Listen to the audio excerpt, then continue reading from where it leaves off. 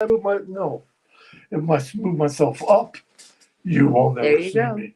This is the theme that Mel's fan show. This is the theme that Mel's fan show. Mel called me up and asked if I would write this theme song. I'm almost halfway finished. How do you like it so far? How do you like the theme to Fan Flak Show? This is the theme to Mel's Fan Show. This is the theme to Mel's Fan Show. This is the music that you hear as you watch the credits.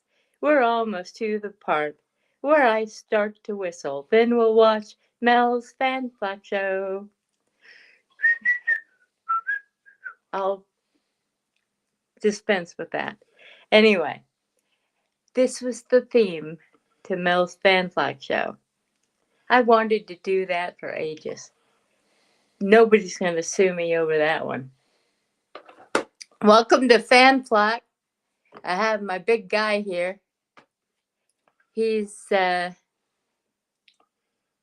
of subbing for the other part of the show today. We're just going to talk about fandom, fan things, fun things, all that kind of thing. And we're going to open the table up for you guys to come in and talk to us if you want to. And if you have any questions, we can answer them. Yes. So anyway, my background is such that I've been in fandom since I was about 18.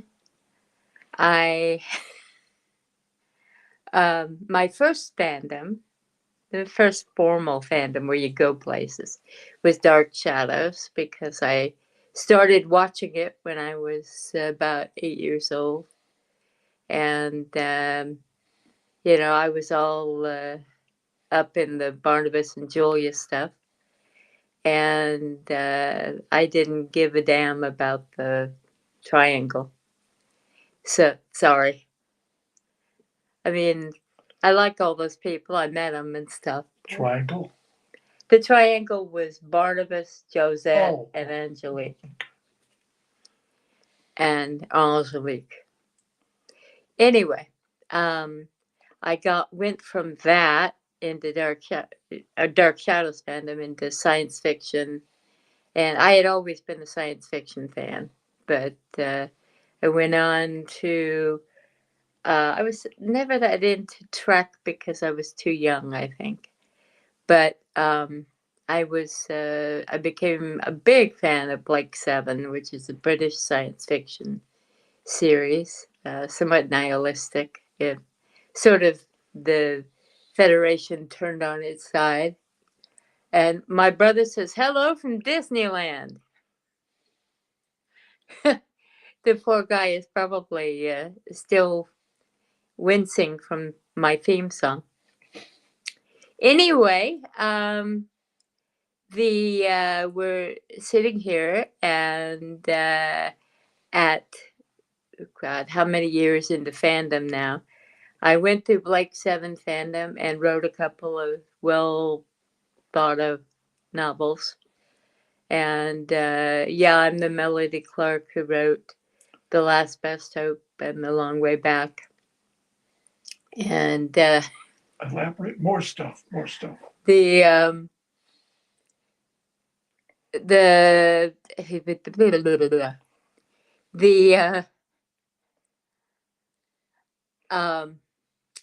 your fan magazine. What was that? I know. Okay. I ran the Grayson Hall fan club for a few years. And got to know Grayson and Grayson's family. Grayson Hall played Dr. Julia Hoffman, the real one, on the original Dark Shadows. And she became a very important person to me.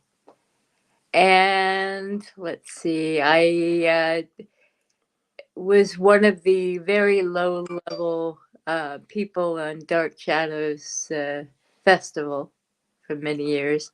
I was basically Kathy Rush and Marcy Robbins' portable gopher. I continued. I closed out Grayson's fan club shortly before she died because she was obviously ill and things were becoming difficult for her. So about a year later, she passed, and it's very sad, but that's the way of things. And so I stayed with Dark Shadows fandom for a number of years, got to know most of the principal players, got to know them in the scene in terms of they'd see Kathy, they'd see Marcy, they saw me, they knew I was somehow engaged. I don't mean engaged in that sense. I mean, they knew I was somehow affiliated with fandom. You can use word engaged. Yeah, I know, but everybody has weird ideas. Anyway, I got invited to Jonathan's apartment for the pre. It was windowless. Yes, yeah, it had no windows. I thought that was really strange, but I was a kid. What did I know? Jack made dinner for everybody, and we sat around and talked. And I shared my terror of flying with Jonathan, and Jonathan nodded and said, "Yeah, I know." And I said, it's like, he says, the thing is, okay, the guy sitting next to you says, I've flown 1,000,000 times, but that might have been the flight before he crashed. I'm sorry. And I leaned over and I said, I'm going to stop talking to you about it. Because I had to fly home. Anyway, bless his heart. He was a cool dude. Most of the people on Dark Shadows were, I've only met a couple that were freakishly strange. You can mention names. I rather do this. No. I don't know. Anyway, we just lost Laura not long ago. And after that, we lost Marcy Robin, who was an important part of Dark Shadows fandom. And then I got to talk to a lot of old friends. Of course, I talk to Joanne all the time. Joanne Christie, Nolan, pardon me. And Joanne was also the nervous Vulcan on the first Star Trek movie. You look in the front row. Gotta see it. You'll know. Yeah. You'll see the one going like this, and okay, that's her. And she's one of the sweetest people in the world. And then I talked to Janet Meehan, who says hi to everybody. Janet's a wonderful artist, and as you all know. And Janet, I've known for a century, not that long. And I talked to Maria Barbosa, who started all of this, post ShadowCon. Maria picked up the ball and started Dark Shadows Festival. And she then started Shadowgram, Shadowgram was first. And she retired from fandom and decided to go to Paradise. To Paradise. She did, in fact, go to Paradise. She lived through it. Yeah. She lived through it fine. She's now living It was one of those double things. Idaho. So. Nobody that isn't a California would know what that means. Yeah. Anyway, Paradise was a little town that was horribly burned out, and there were very few escape routes out of it, and a lot of people died. It was just horrible. The town did not almost exist afterwards. Exactly. So that was. And being a very strange creature in fandom, I'm this really straight woman who writes slash fiction. And I've written Jen. I've written everything. I wrote in Monk. I wrote in Northern Exposure fan fiction. I wrote all kinds of Fate fan magazine. fiction. Fate magazine. Well, that's my pro stuff. What was another? I am both a pro and a fan writer. Bronze Thrills, I think. Something like that. Bronze Thrills. See, the thing of it is, everybody who hates you, and if you're a pretty good writer, you'll get lots of people who hate you very quickly, and they'll start pounding on you, and So I heard all about how I was no longer a fan writer when I got the attitude from other people. They weren't fan writers anymore. They just gave their stories away to these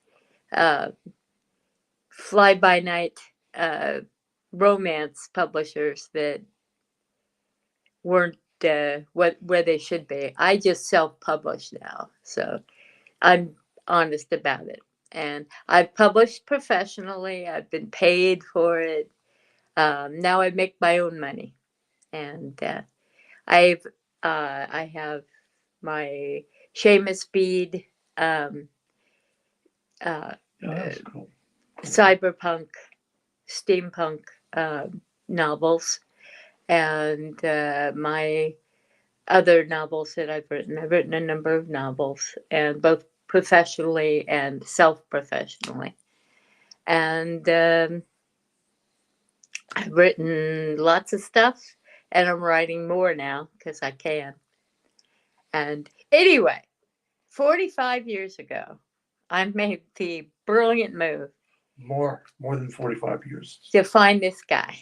She thought it was insane. We met in college. She still thought it was insane. Yeah, I did. But I was sitting in a classroom where it was very cold and freezing, actually. I was wearing my late aunt's big furry jacket, and the door to the classroom opened. It was Theater 101. Which I didn't know. Which he did. He thought he was going to watch movies. I did well. An easy free, what were they called? Credits. Units. Units, yeah. And I was sitting there, and he said, "Oh, are you cold? If you think this is cold, you should be in Chicago." Yeah. And of course, I was sitting in Southern California, where I'd been born and raised, and anything under tropical sun seemed cold to me. So we started dating. We did a classroom project together on the play and the film Equus, about the guy who stabbed the horse's eyes and blinded them. It's awful. And if anyone has the chance to see the movie, and it hasn't been edited, you will be shocked. It's true, because and a different way. Which Firth was it? It wasn't Colin. Peter Firth, I think. Peter Firth. He had his winger hanging out there, and it was prodigious. Anyway, well liked. We went to the Cerritos College version, and it was totally clothed, and they just mimed taking their clothing off. We Long Beach went to the Long Beach version, and they just mimed taking their clothing off.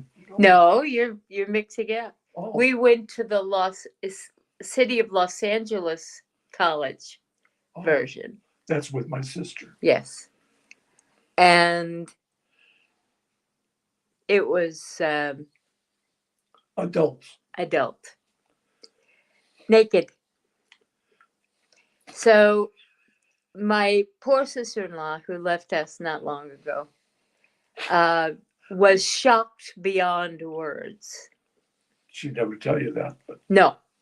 No, but she was sitting there with her boyfriend, And the sound I heard when the guy dropped his doors was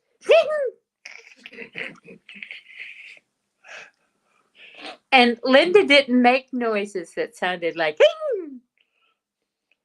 so, anyway,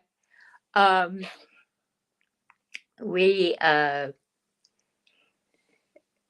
talked about the whole thing. We wrote up a paper on it, 2 papers, his and mine.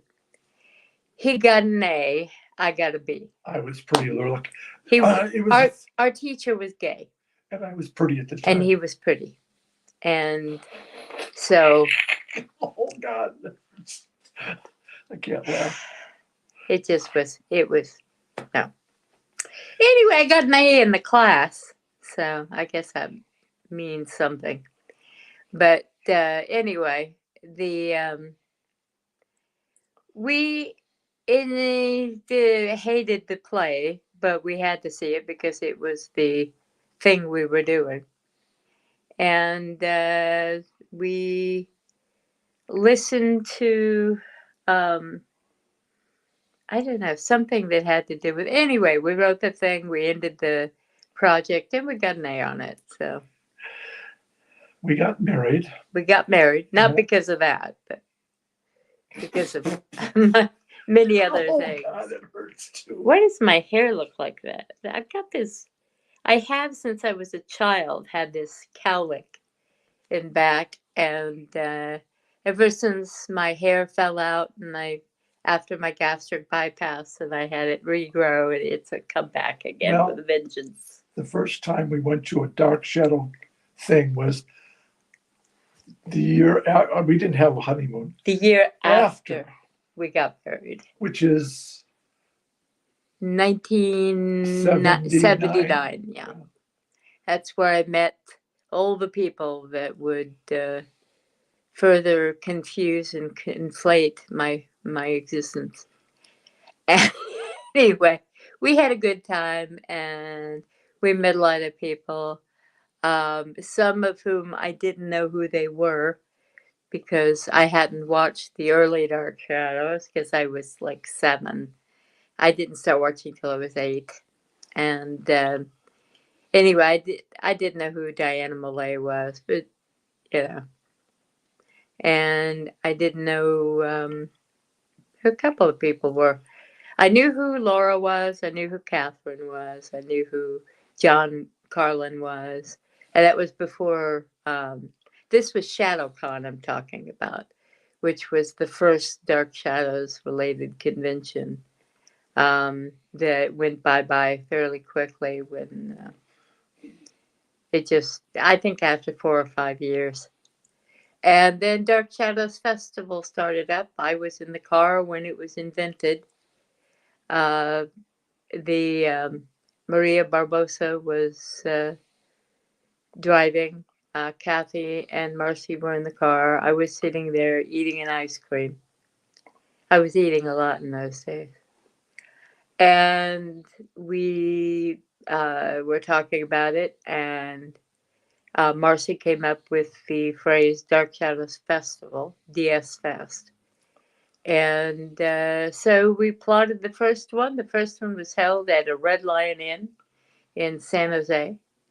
I was there. And that wasn't the one you were all banged up for. No. That was a ShadowCon. Okay. But I met most of my friends at ShadowCon. So. And Dark Shadows Festival, we were already, a chain of felons.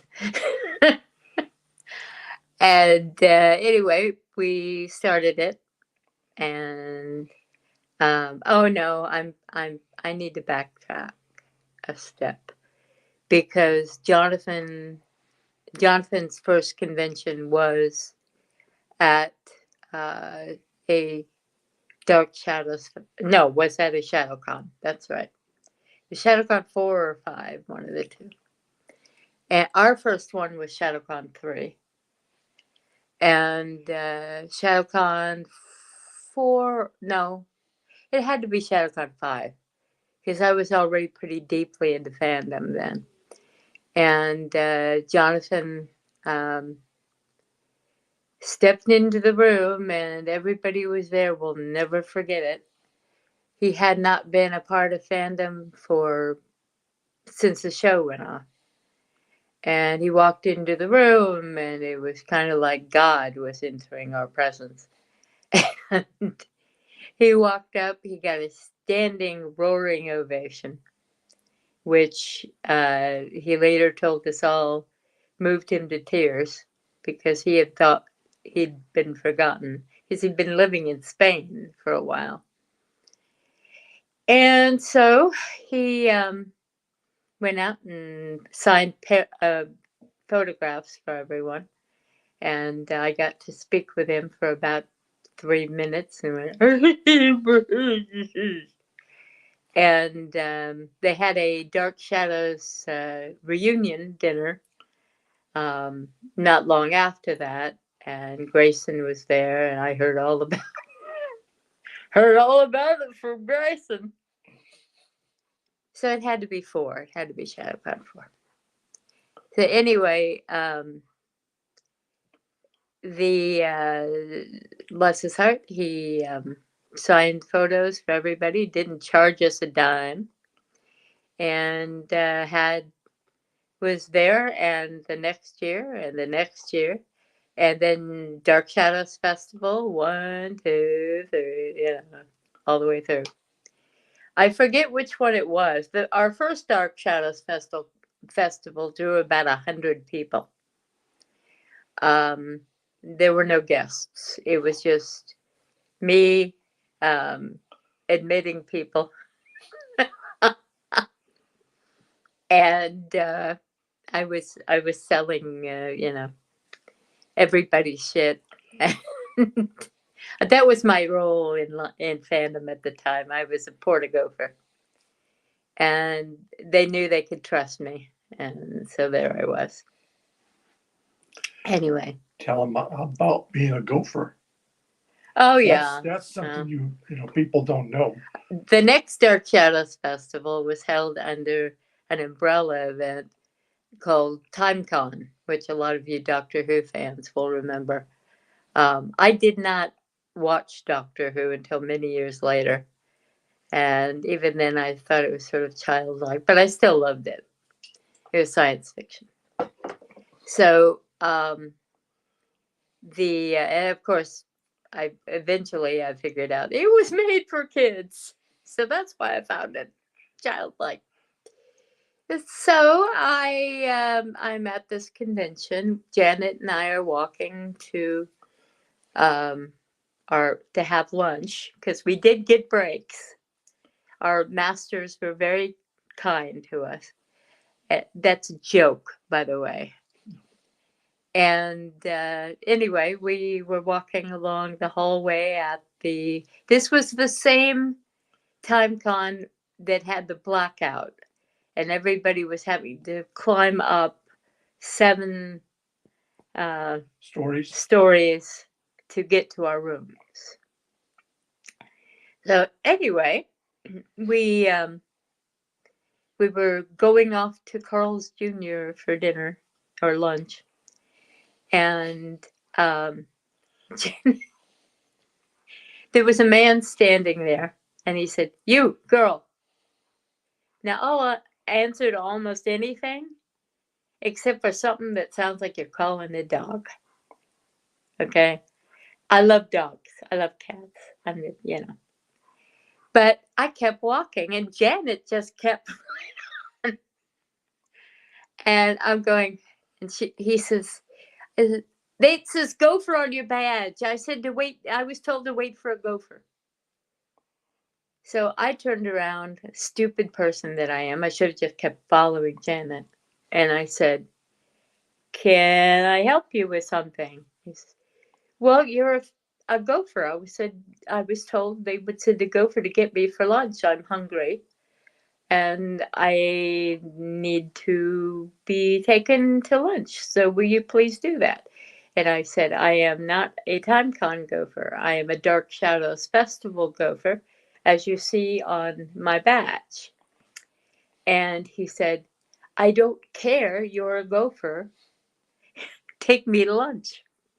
So I said, I'm sorry, but I don't have the charge ability. I can't sign for your lunch. I'm not going to pay for it. And that's that. So I went to what, and he says, wait a minute. Do you know who I am? So I turned around, I'm looking at him, I'm thinking, Classic. he's tall, he's older looking, he's English, he's got to be an actor. And I said, no, I'm sorry, I don't, but if you'll wait here a minute, I'll find you someone who does.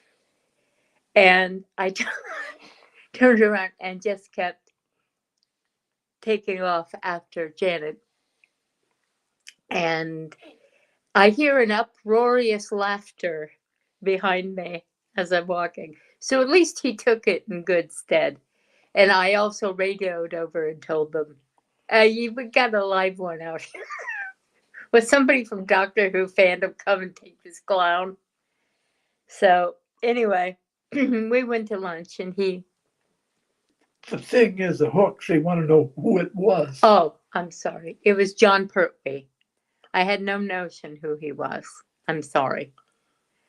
And he, subsequent to that, he spoke with me and said, I'm very sorry. I was extremely hungry. And I said, and you were frustrated, which is what always happens at conventions. I know. So anyway, Mark says hi. He's still at Disneyland. I hope he's having a great time. He put up with my late stuff last weekend. So bless his heart. This is not scripted. No, this is not at all scripted or prepared. So this is me pulling it out of my ear. I cleaned that one up. Anyway. I'm sorry. People keep asking me why I dropped out of Dark Shadows fandom. I dropped out because of personal reasons. We wrote the Dark Shadows Companion, and a lot of things happened as a result of that, none of which I'm going to go into because it was distant past, and who cares? So the book itself is Catherine has trouble finding in her storage space. So the other books have come out that are much better. And I dare say they're not better written, but they probably almost certainly have better information in them. Anyway, that one, the last one that Catherine did, was written by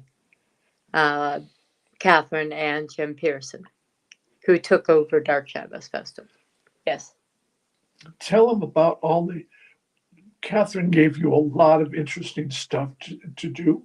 Oh, yeah. With the book, which is really good for a writer to know all this extra stuff. Yeah, Catherine and I essentially put the book together. I had written most of Kathy and Marcy were going through stuff at the time, and I wrote a big portion of the book, and it went to Catherine, and it went on to Smay Spalding Davis, who had been an editor for Time magazine. So she just to prove that even the best get it wrong. The book still shipped with 4 misspellings of Jonathan's name. Now, how you misspell Fred, I'm not sure, but we managed.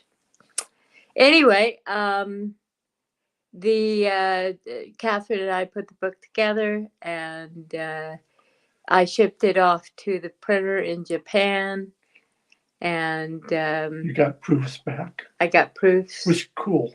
Yeah, I got the mechanical. It's cool. It's a book that's all disarranged, all messed up. It looks like a book that hasn't been put together, folded up and stapled and put together yet. And so I got that back, and Catherine got it back, and we all agreed that everything was good. And she did the rest of the production. I had no part in it whatsoever. Thank Catherine. Thank you, Catherine. And the there's all kinds of gossip that goes around about everybody in fandom, and the more well known you are, which does not include me, the more there is. And ignore most of it because it's almost always from somebody's one person's perspective. Anyway, when I went into Blake 7 fandom, I did in fact meet and get to know Avon, Paul Darrow, the late great. It wasn't the river. No, not the river. As Paul put out, oh, these Welsh. Paul was Paul. He didn't even, I did not know at the time that I was 10% Welsh. So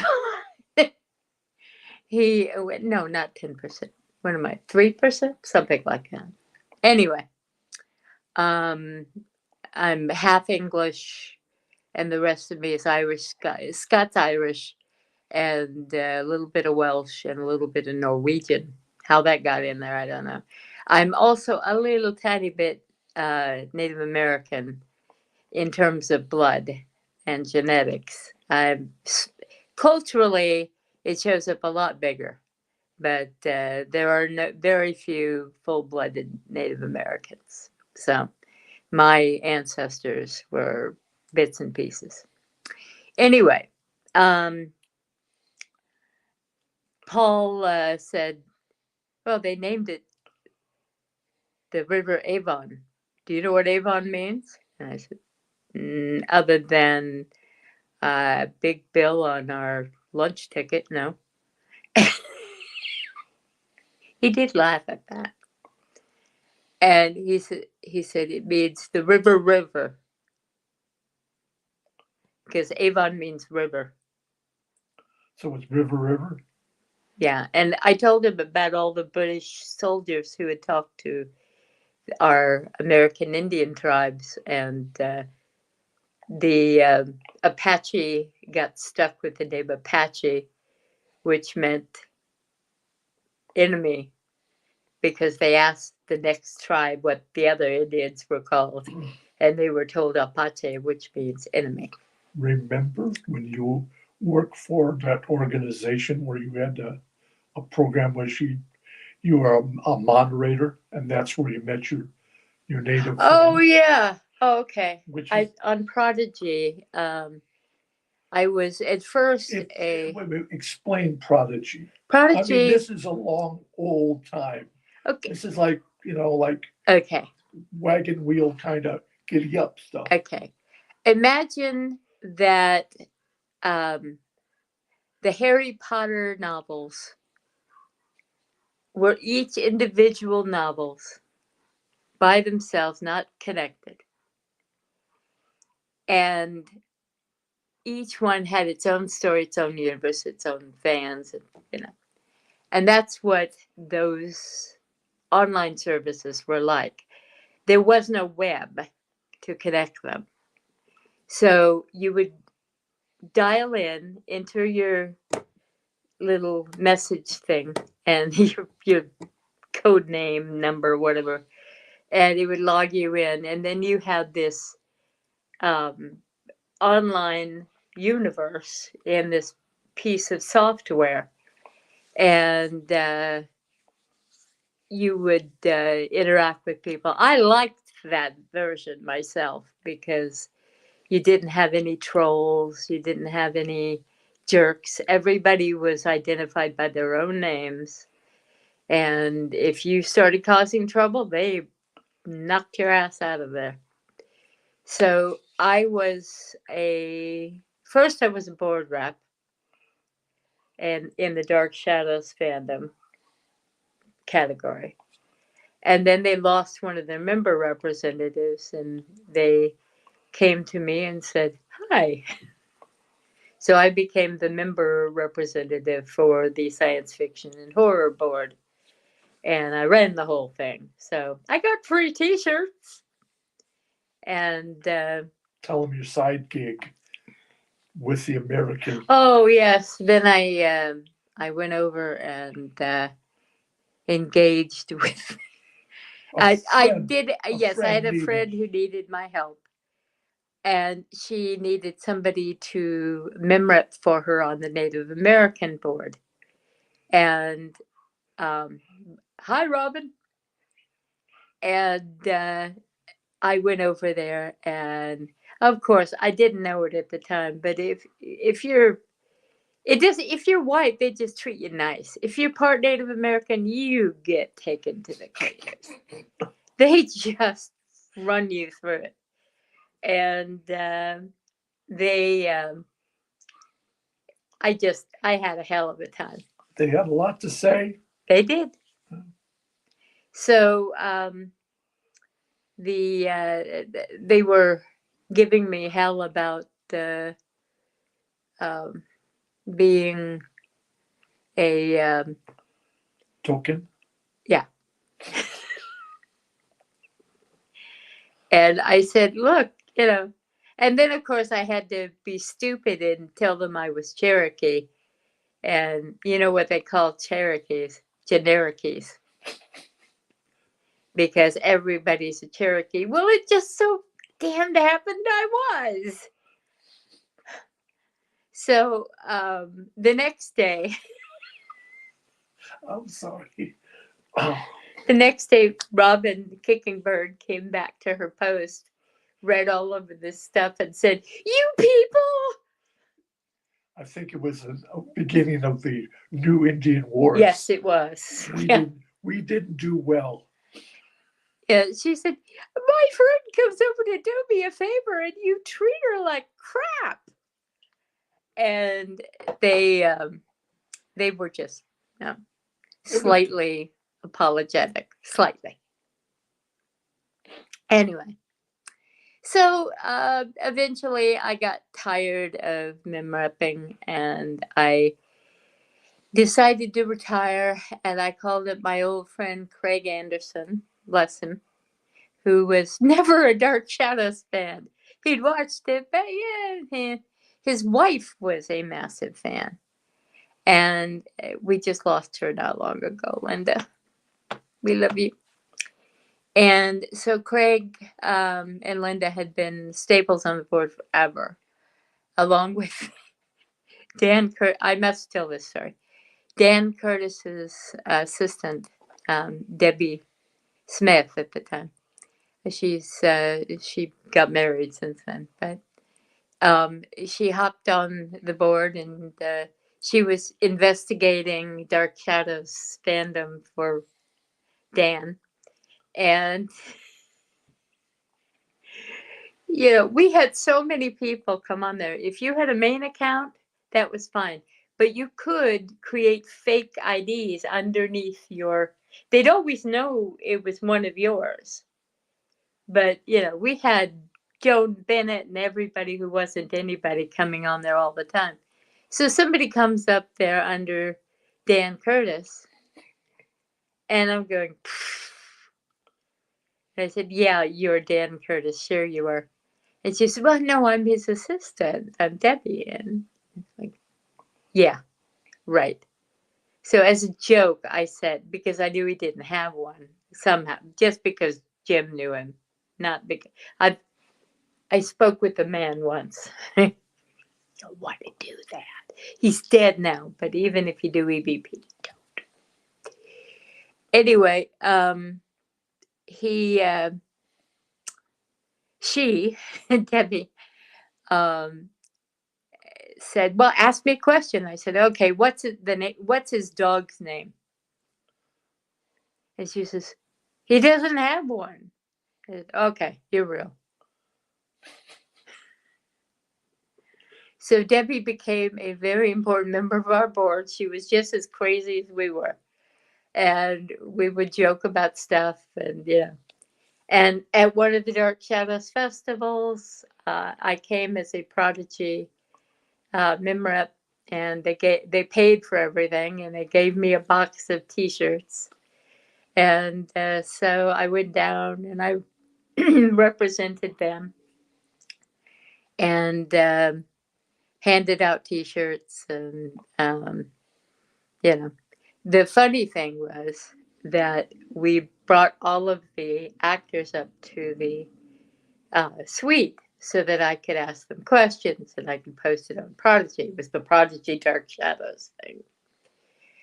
And so I'm asking questions, and I gave, T-shirts I didn't offer them to the actors because, but Louis Edmonds, I figured you guys would know that, walked over and said, "May I have a T-shirt?" And I said, "Well, of course, you can have two." And he says, "Oh, good, because I forgot my pajamas and I have nothing to sleep in." So I pulled that to him. I said, "Here you go." And he says, "Well, thank you so much." So I was thinking I was going to have to buy some. And he says, "I can sleep in the briefs, but that's okay. No information needed." So the middle of the night, I go out to get some ice from the ice machine. And because I brought my diet sodas, but I hadn't, you can't bring ice. So here comes Louis wearing his Prodigy T-shirt. And so he was getting ice too. So we both got ice. And I said, "So is it comfortable?" He says, "This is the most comfortable thing I've ever worn." I got two of them now. And I said, "Really?" He says, "Yes." He says, "This is a quality shirt." And they were giving them away. And I said, "Well, there you go." So bless his heart. He was such a sweet man. And so anyway, that was my funny story of that year. And I pretty much had to stay away from the downstairs rooms because of various reasons. I'm gonna tell a little story. Okay. I was driving a Volkswagen down the street, and someone made a left turn in front of me. Oh, yeah. And this woman got damaged beyond belief. She had lots of stitches in her arm. She had a cast. Broke this hand. She had a bandage on her head. She should have been wearing her seatbelt. Tore open my right knee. Oh, I yeah, was that's wearing where all my the seatbelt. stitches. That's where all the stitches were. Yes. And we had a hell of a time getting to a proper medical facility. Yeah. And there she was with the cane, no, the crutch. I was on crutches, yeah. And her arm was all bundled up. And she had received 37 stitches Yes. in her leg. Because Volkswagens are not 5-star rated for safety. This was a Shadowcon 5. So I'm sitting there, and then she packs her stuff and she says, "I'm going to the con." And what are you going to do to her? We get to, bye. I got to go to work. Just bye. Yep. And so my friend Monica, hi, Monica Orloff. Pardon me. I think you have, I don't remember what your last name is now. I'm sorry, honey. Anyway, Monica, not the other one, but this one. And of course, the other one defriended me because I didn't talk on the phone enough. And I'll never understand that. Anyway, this Monica I've known for many, many, many years. We once rescued a tiny kitten when we were teenagers. Anyway, she and I went to the convention, and I had a cast, and I had a I had to keep my knee straight, so I was a Hobbling mess. around. And the The car accident was not a long time between that and the time she went to the convention. yeah, it was like 2 months. No, it was like 3 weeks. Was it really? Less than 3 weeks. Oh, okay. Well, Johnny Carlin autographed my cast. So he walks up, he says, "I'm sure you want this autograph." I said, "Yeah." And so he autographed it. Anyway, we went to the next year. It was very funny. We were going to college at the time, so we were living next door to it. And you were going to college. Yeah, that's right. You had already. I've already moved on, and you were working at Northrop. No. You were working at. When we moved from Downey to. Okay, whatever. I just got a new job. That's right. That's right. You were working at Lockheed. Yeah. Skunk Works, guys. No UFOs. He has no idea about UFOs. At least what he's told me. Anyway, let me lean forward.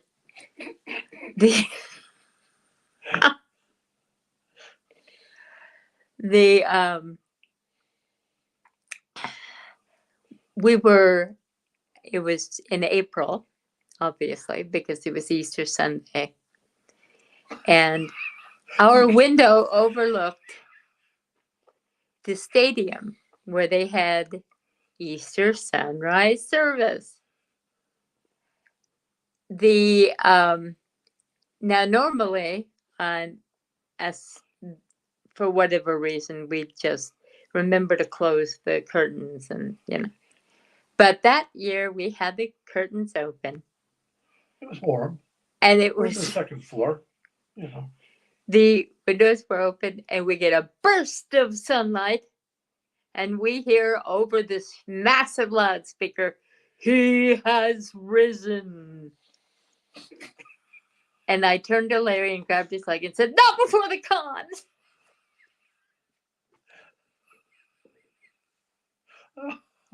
Well, I just fell out of the bed. He did. He was I don't know who, what, there, where. It's like, what the hell? So, anyway. That was funny. That was hilarious. Not knowing when Easter was because it wasn't that important too. And we did, we're not. Larry's an ex-Catholic and I'm the child of Jack Baptists. So Jack Baptists are people who, because of John the Baptist, casual Baptist kind of thing. And I'm an agnostic and she has worship services all the time. Yeah, all the time. So I am, however, very spiritual, and I have seen proof that we survived death. My little sister died and pretty much haunts our house, which is okay, because we'd have missed her anyway. Not so much this guy, but I would have. How about a ghost story? Yeah, ghost story. I worked early in the morning, and I lived in a little house. It was in Lancaster. That was our little house. Fern Avenue house. Yeah. Little house. And I used to go to bed earlier because I had to get up earlier. And I liked to be able to get up before the bell rang and the alarm went on so Melody could get some sleep. It was a small house. And the weather was not extremely warm, but it wasn't extremely cold. We had all the windows closed and the blinds down because it's a little bitty house. And I went over and I got ready for a shower. And since it's a little bitty house, I had to leave the shower without dressing. And then a voice comes out. "Oh, hi, Larry. And I just thought, my wife woke me to tell me that we were going to have some late hot guests, and I've just exposed myself. Joanne, he thought it sounded like you, honey. Yeah. So I went It into wasn't. I went into a small fit, and Woke me I up had and to I'm wake going. Melanie up. And the thing is, while the house is so small, in the hall, the light from the bathroom would be able to shine into the bedroom, and she was right there. So I looked at her, and she was totally asleep. I mean, I could say somebody waking up and saying hi, and then no, you were asleep because I wanted to make sure you didn't wake up, and then I woke you up, telling you we had house guests. That was the last thing that was said. Apparently, she knew me. Um, the house is an old Hollywood. What do they call it? Hollywood. An old Hollywood frame house. Yeah. Yeah. I think it was made when Sears had plans. You could buy plans for a house from Sears, and it was made in the 20s. Yeah. And it was moved from that place from somewhere else to where it was, and it was there for a long, long time. It was 100 years old when Yeah. we sold it. But it was nice, if you gotta have a ghost, you have one that says hello to you. I don't know. No, I know that ghosts have a sense of humor, and if there's one in the room, I know you got a sense of humor. Yeah, Mink definitely has a sense of humor. My little sister. But it was kind of neat. Oh, hi, boom.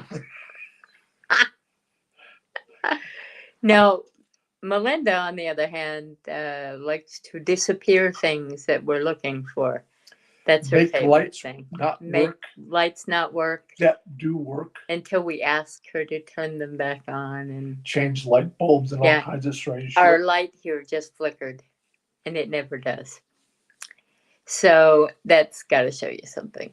Anyway, but we were discussing something to do with I've been asked a few times to tell the story about our paranormal experience with Grayson at the con. We were sitting in the back of the auditorium, Beth Clapper and I, and a couple of other people, and Dale Clark, I think, for some reason. But we're sitting in the back of the auditorium, and somebody asked Jim Pearson, I think it was Jim, about the devil and the Devil in High Heels. the non-existent movie. Yeah. That Grayson only appears to star in. And he looks over at me like, "Are you going to answer this?" And I'm like,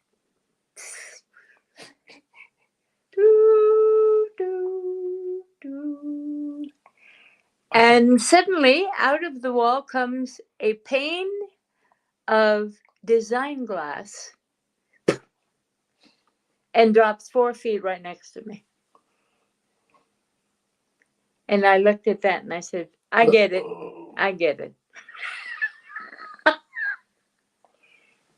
And that's why to this day, I still say, that was Shirley Grayson, not Grayson Hall. After the book was written on Dark Shadows, we had a chance to use someone's home cabin. Oh, cottage. Domicile. Cottage, yes. And we was with, tell them who we were with. We were with Kathy and Mercy, and because of the house was built in 1790, so 1785. It was old. It was real old. And the we were told that no more than 3 people could stay there and use the facilities. You only had one Because bathroom. exactly, there was one bathroom and it was old. So Larry and I, being the married couple, we decided we'd get a hotel room nearby. And Catherine helped us with that and booked it for us. There was a whole long thing that happened after it, but never mind. Neat. Anyway, yeah, it was a Third floor, third floor. lean like you would not believe. We lost weight when we came home, and you know how unusual that is with any kind of vacation. But at least for me. But we came home and we were great. We had a good time. However, The ghost. there was spooky stuff that happened, and it involved other people, so I'm not going to share it. But it was interesting. We had interesting things happen, and Fate it was magazine. yeah. It's in Fate magazine. I wrote a story that Did ran you in Fate. use your real name? Yes, I used my real name. Okay. You guys could look in back issues. I use my real name for explicit / fiction. Do you really think I'm gonna not use my real name for peace and fate? Anyway, yeah, it's in there if you guys want to seek it out. It's under Melody Clark.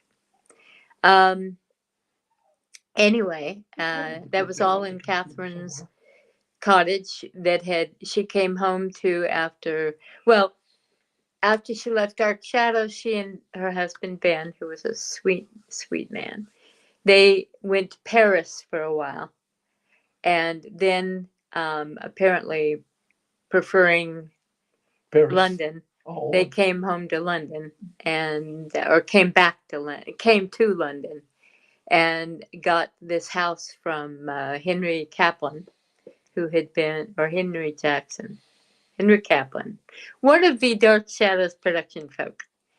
And she purchased it from him, and they were in Westminster, W1. And that's the one on Marble Arch. Marble Arch. I didn't want to be that specific, but she doesn't own it anymore, so. That's a big area. It's a big park. And it's a big area, yeah. But anyway, that was great fun staying there. We stayed in the hotel room, but we got to come back during the day, so we were allowed. I would go out and go to McDonald's. Yeah, Larry went to McDonald's and got get the food because food for the Americans. All these women just they were still worried about time differences. We were sleeping until 1, you know. So I would go out and pick up a meal for them. And we were in. We haven't said we were in London when this happened. Anyway, there's a whole bunch of stories about Paul Darrow and taking him out to dinner and all kinds of fun that you get into with Paul Darrow. Yes, but like accidents, like car accidents and such. Anyway, we'll keep that for the next time I do. No one died. No one died. No, not even the poor guy in the other car. Was kind of angry. Boy, he was mad.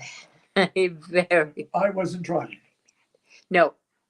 Larry did not drive. No. He was the only one that had the international driver's license, but he wasn't driving. AAA was very good in those days. One of my other friends had lived in London while she was at college at the University of London, and so she knew the area a lot better. Anyway, it's coming up to the top of the hour. Remember, everybody, don't buy anything that you see advertised on Facebook, because there's a big chance, especially if it looks really great, that it'll be fake or crappy. So anyway, you can buy off marketplace as long as, the person has good reviews.